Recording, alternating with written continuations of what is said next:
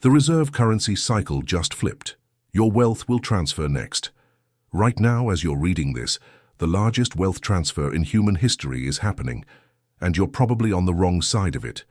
Not because you made bad choices, not because you weren't smart enough, but because nobody told you the game changed. The rules that built wealth for the last 80 years, dead. The assumptions your parents made, your financial advisor still makes, the conventional wisdom everyone repeats, obsolete. We just entered a new phase of the reserve currency cycle, and if you don't understand what that means, you're about to watch decades of your work, your savings, your planning, vanish into thin air while a small group of people who saw this coming multiply their wealth by 10. This isn't theory. This isn't speculation. This is a pattern that's repeated every single time throughout history, and it's happening again right now. Let me show you something that'll change how you see everything. Every reserve currency in history has followed the exact same life cycle. Dutch guilder, British pound, US dollar. Same pattern, same stages, same ending. Stage 1, a nation becomes economically dominant through innovation and trade. Stage 2, their currency becomes the preferred medium for international exchange. Stage 3, the privilege of reserve status allows massive borrowing and money printing. Stage 4, overextension, debt accumulation, and currency debasement begin. Stage 5, confidence breaks. Alternative currencies emerge. The cycle resets. We're not in stage 1 or 2 anymore. We're not even in stage 3. We're deep into stage 4, approaching stage 5, and the transition between 4 and 5, that's when wealth transfers happen, violently, completely, irreversibly. Here's what nobody's telling you. The dollar's reserve status isn't dying because of one agreement or one policy. It's dying because it reached the mathematical endpoint of every reserve currency. Right now, the US holds about 58% of global reserve currency status. That sounds dominant until you realize where we started. In 2000, we held 73%. In 1990, over 80%. We're not losing reserve status slowly. We're hemorrhaging it, and the velocity is increasing. Every year, more central banks diversify away from dollars. Every quarter, more trade happens in other currencies. Every month, more bilateral agreements bypass the dollar entirely. The BRICS nations, representing 45% of global population and 35% of global GDP, just launched their alternative payment system. It processed its first $1 trillion in transactions in 2024. China and Brazil are settling trade in their own currencies. India and UAE are using rupees and dirhams. Russia and Iran are bartering goods directly. Even France and China just completed their first LNG transaction in yuan. These aren't symbolic gestures. These are structural changes. And they're accelerating. But here's what makes this different from every other reserve currency transition in history. When the guilder collapsed, the pound was ready. When the pound collapsed, the dollar was ready. There was always a successor, a stable, trusted alternative. This time, there isn't one. The euro is a political nightmare held together by prayer and German productivity. The yuan is controlled by a government that changes rules whenever convenient. No one trusts it for long-term value storage. Bitcoin and crypto are too volatile, too new, too experimental for central banks to rely on. Gold can't scale to modern transaction volumes. We're heading into uncharted territory, a multipolar currency world where no single currency dominates. And that transition period, that's where fortunes are made and destroyed. Because when there's no clear safe haven, capital flows become chaotic, unpredictable, violent. Think about what happened in past transitions. When the pound sterling lost reserve status after World War II, British citizens who held their wealth in pounds watched it lose 30% of its value in 5 years. Those who'd moved into dollars or gold preserved their wealth. When Latin American currencies collapsed in the 1980s, the wealthy who saw it coming moved their money to Miami and Zurich. Everyone else got wiped out. The pattern is always the same. The insiders know first. They move first. They profit first. By the time the general public realizes what's happening, it's too late. The exits are crowded. The alternatives are expensive. The damage is done. Let me give you the numbers that should terrify you. Because this isn't about economic theory. This is about your money. The United States now owes $36 trillion in national debt. That's $36,000. The interest on that debt alone costs over $1 trillion per year now. More than we spend on defense. More than we spend on Medicare. We're paying $1 trillion just for the privilege of owing money. And here's the mathematical death spiral. As reserve currency status weakens, fewer countries buy treasury bonds. When fewer countries buy bonds, interest rates must rise to attract buyers. When interest rates rise, our interest payments increase. When interest payments increase, we have to borrow more. When we borrow more, confidence decreases further. It's a loop, and we're already in it. Look at what's happening right now in 2025. The Federal Reserve is trapped. Inflation is still above target. But they can't raise rates much higher without making the debt unsustainable and crashing the economy. They can't lower rates without reigniting inflation and destroying the currency. They can't keep rates steady because the debt keeps growing anyway. Every option leads to pain. That's not a policy failure. That's the endgame of reserve currency status. When your power was built on the privilege of printing money everyone needed, and that privilege disappears, there's no good way out. You either destroy your currency through inflation or destroy your economy through austerity. History shows governments always choose inflation. Always, because inflation is a hidden tax. Most people don't understand it until it's too late. But austerity, that's visible. That causes riots. Politicians choose the invisible destruction every single time. Now here's where the wealth transfer happens. When a currency loses reserve status, it doesn't collapse overnight. It bleeds. Slowly at first, then catastrophically. And during that bleed, assets repriced in that currency go through violent swings. Real estate priced in dollars might double nominally while losing value in real terms. Stocks might hit record highs while purchasing power collapses. Your paycheck might increase while buying less every month. This is the wealth transfer mechanism. Those who understand it move their wealth into assets that hold value across currencies. Land, commodities, foreign productive assets. Companies with international revenue. Those who don't understand it watch their dollar-denominated savings, bonds, and retirement accounts slowly then suddenly become worthless. And the smart money is already moving. I'm not talking about retail investors or financial advisors reading last month's reports. I'm talking about the people who move markets. Sovereign wealth funds are diversifying into everything except dollar bonds.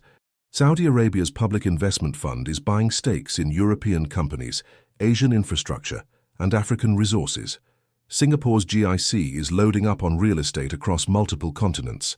Norway's sovereign fund, the world's largest, reduced its US exposure by 8% in 2 years. These are the most sophisticated investors on Earth. They manage trillions. They have access to information you'll never see. And they're voting with their allocations. They're getting out of dollar dependence. Central banks tell you the story even clearer. In 2024, global central banks bought over 100 tons of gold. That's the third consecutive year of record purchases. China added 225 tons to reserves. India bought 150 tons. Russia, despite sanctions, continues accumulating gold through back channels. Poland, Turkey, Uzbekistan, Kazakhstan all loading up. Why? Because central bankers understand currency cycles better than anyone. They've studied the collapse of every reserve currency in history. They know the patterns. They know the timeline. And they're preparing for what comes next. When central banks buy gold at record pace while publicly claiming everything is fine, you should pay attention. They're telling you something without saying it. Meanwhile, what's your financial advisor telling you? Probably to stay diversified in a 60-40 portfolio. 60% US stocks, 40% US bonds. Both denominated in dollars, both vulnerable to the same currency collapse. That's not diversification. That's concentration risk disguised as prudence. Real diversification means asset classes that thrive in different currency regimes. It means exposure to other economies. It means hard assets that hold value regardless of which paper currency dominates. But most advisors can't tell you that. They're either ignorant of currency cycles or they're restricted by compliance departments from recommending anything outside standard portfolios. Either way, you lose. Let me show you exactly how this plays out, because we're not guessing. We have historical precedent. When Britain's pound lost reserve status after 1945, here's what happened. British citizens who kept their wealth in pounds and UK government bonds lost 30–40% of their purchasing power over a decade. Meanwhile, those who held dollars, Swiss francs, or gold not only preserved wealth, but gained as the pound devalued. British companies with international operations survived. British companies dependent on domestic consumption struggled. The wealth gap in Britain exploded during this transition, not because of talent or work ethic, because of currency positioning. The same thing happened when Spain's empire collapsed in the 1600s. Spanish silver, once the world's reserve currency, became so debased through money printing and debt that it lost 80% of its value. Spanish nobles who hoarded silver got destroyed. Dutch merchants who held bills of exchange in multiple currencies thrived. The wealth of an entire empire transferred from Spain to Holland in 2 generations. Or look at more recent examples. When the Soviet Union collapsed, the ruble became worthless overnight.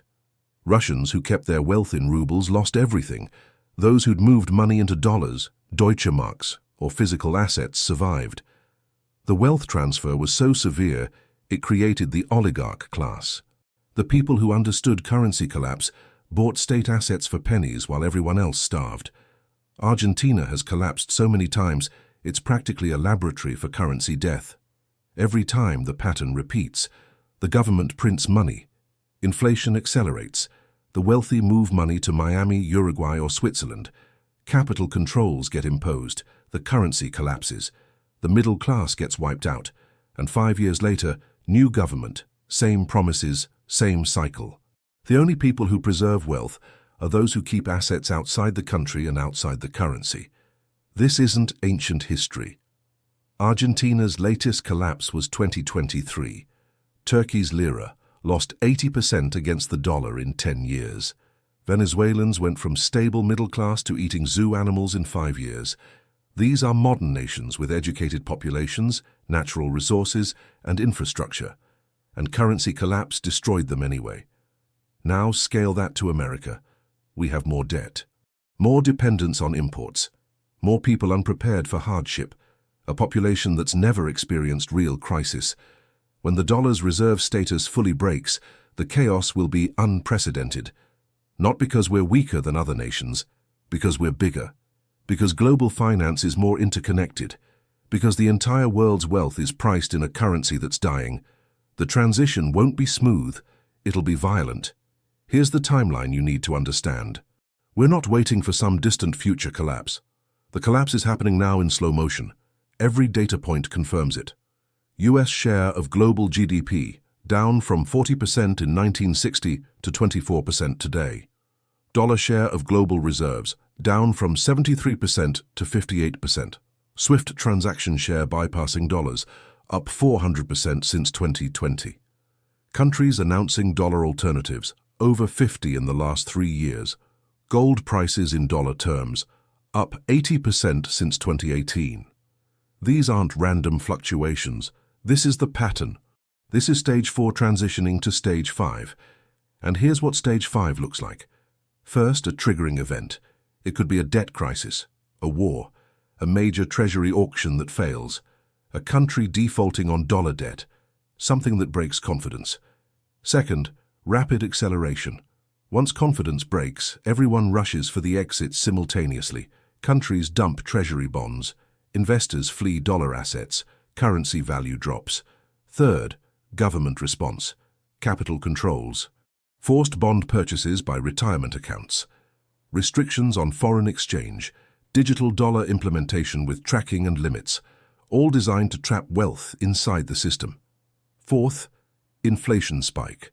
As the world dumps dollars, they flood back to America.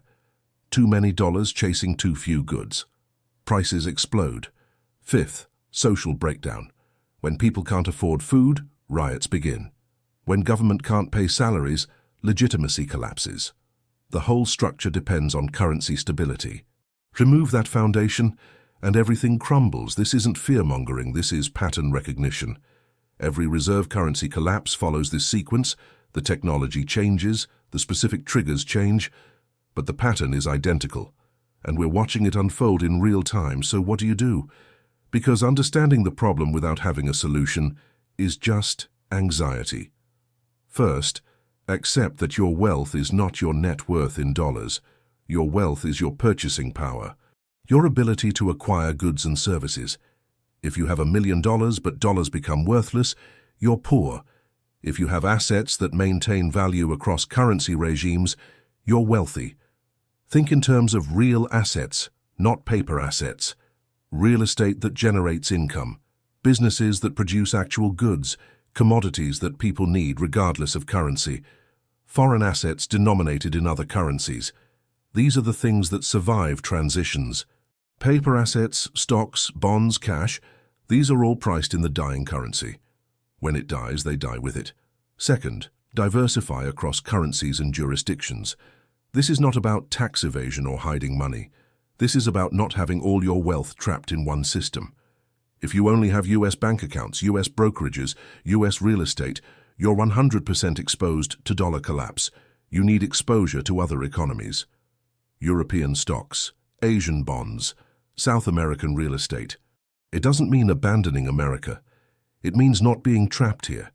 When capital controls come, and they will come, you want assets already outside the system. Once the gates close, it's too late. Third, increase your allocation to hard assets. Gold has survived every currency collapse in 5,000 years. It's not about gold going up. It's about everything else going down. Silver, platinum, other precious metals, these are currencies that can't be printed. Governments hate them because they can't control them. That's exactly why you want them. But physical possession matters. Paper gold, ETFs, certificates, these can be confiscated or restricted. Physical gold in your possession or in a secure foreign vault is insurance against currency death. Fourth, develop skills and networks that have value independent of currency. A plumber has value in any economy. A derivatives trader might not. Skills that produce real goods or essential services maintain value. Relationships with people in multiple countries give you options. Languages give you mobility. This is the real wealth that survives transitions, the ability to create value and the network to capture it. Fifth, reduce debt but understand the inflation hedge. If you have fixed-rate debt and inflation explodes, that debt gets inflated away. A $500,000 mortgage becomes meaningless if the currency collapses. But only if you can survive the chaos in between. If you lose your job or income, debt becomes a noose. The safest position is minimal debt with maximum flexibility, enough liquidity to survive disruption, enough hard assets to preserve wealth, enough foreign exposure to have options. Now let me be clear about what I'm not saying. I'm not saying sell everything and move to a bunker. I'm not saying America disappears or becomes a wasteland. I'm saying the dollar's reserve status is ending. That's different from societal collapse. Britain lost reserve status and still exists. Spain lost empire and still functions. Life goes on. But the wealth distribution changes, dramatically, violently. The people who understand currency cycles preserve and grow wealth. Everyone else gets quietly impoverished. The reserve currency cycle just flipped, not next year, not eventually. Now. The data is clear, the patterns are undeniable. The smart money is moving. Central banks are preparing. Foreign governments are positioning. The only question is whether you'll be on the right side of the transfer. Because here's the final truth that changes everything. Wealth doesn't disappear during these transitions. It just moves. Someone loses $1 million. Someone else gains it. Someone's savings evaporate. Someone else's assets multiply. It's not about the total amount of wealth. It's about who holds it when the music stops. History is screaming at you right now. Every reserve currency in history ended the same way. Every wealth transfer followed the same pattern. Every collapse had the same warning signs. And every single time, most people ignored them until it was too late. You're not special. Your dollars aren't special. Your country isn't special. The math doesn't care about exceptionalism. The cycle doesn't pause because you're not ready. It's happening whether you prepare or not. The only variable is what side you end up on. The reserve currency cycle just flipped. Your wealth is transferring right now. The question isn't if, it's to whom. Will you be the one losing it or the one gaining it? Your answer to that question, your actions in the next 12 months, will determine your financial reality for the next 30 years. Choose wisely, because history shows us you only get one chance to get this right.